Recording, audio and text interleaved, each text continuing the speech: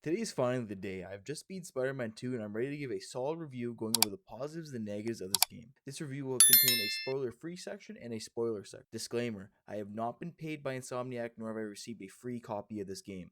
This could be a completely bias-free review.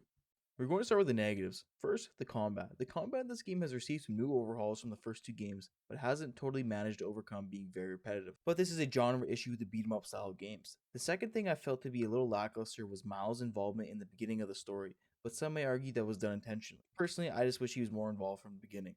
Now, the last thing that I think was a small issue was the fact that this game has some small bugs at times, where you're not able to interact with certain things or you're not able to progress without a quick restart. All in all, there are not many negatives about this game, in my personal opinion. Now, on to some of the positives of this truly brilliant game. This might sound contradictory to what I said earlier, but some of the gameplay is truly amazing.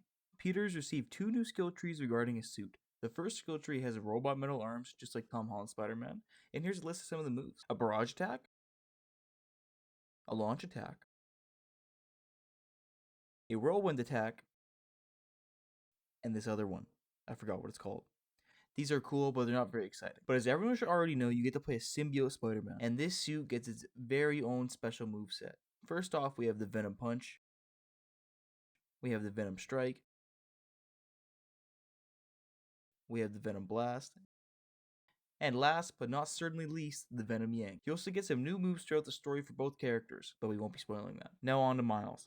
Miles already had some great additional powers on top of being Spider-Man with his own Venom abilities. So shortly after the game begins, Miles gains some new powers. These powers have to do with his more emotional side. I would compare these to be like Jedi and Sith, just like how there's good and evil parts of him. Some of these moves include Galvanize, Reverse Flux, Thunderburst, and Chain Lightning. Next up, the movement. I'm going to need to show you some Twitter clips, X clips, but just enjoy this for a second.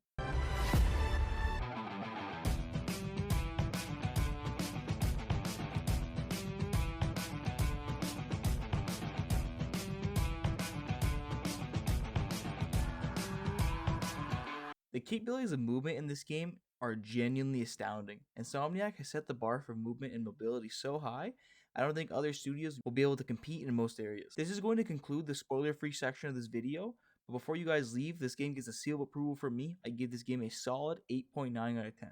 I couldn't recommend buying this game more if you are bored, or you just love New York, or you just love Spider-Man in general. I think this game is an absolute must-buy for most fans. Now moving on to the spoiler section of this video, we will mostly be discussing the story of Spider-Man 2. So starting off, this game's story is genuinely special. It reintroduces some characters teased in the first two games and even has some returning villains. First, we're going to dive deep into the story. This story has a few different approaches going on at the same time. It starts off with Peter losing his job as a substitute teacher at the Brooklyn Visions Academy where Miles attends for school. This leaves Peter feeling lost and confused about where to go from here. Shortly after arriving home, his best friend Harry appears out of nowhere.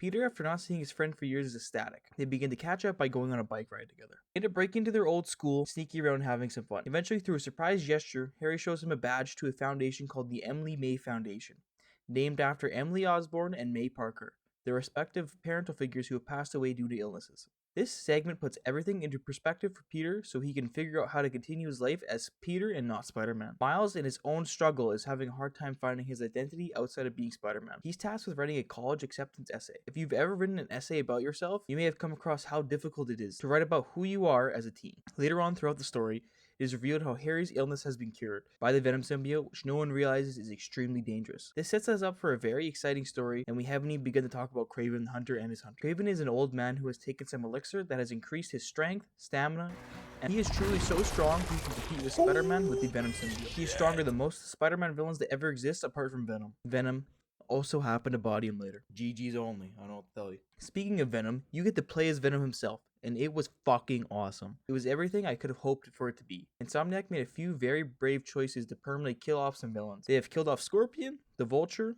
Electro, and Shocker. And these are all at the hands of Kraven, which is unfortunate as these are good villains. But in the comic books, nothing is always as it seems, that there's always a way for them to revive any of these characters if they want in the future. Quickly, I'd like to speak about Harry. I was curious what this version of Harry would be like, and I was curious to know if I'd like him or not. But I genuinely love this character. He seemed like a genuine good young man who loved his friends and wanted to heal the world. This story did a lot of things right, in terms of creating a great story, but also gave us a lot of fan service. But overall, this game is truly magnificent.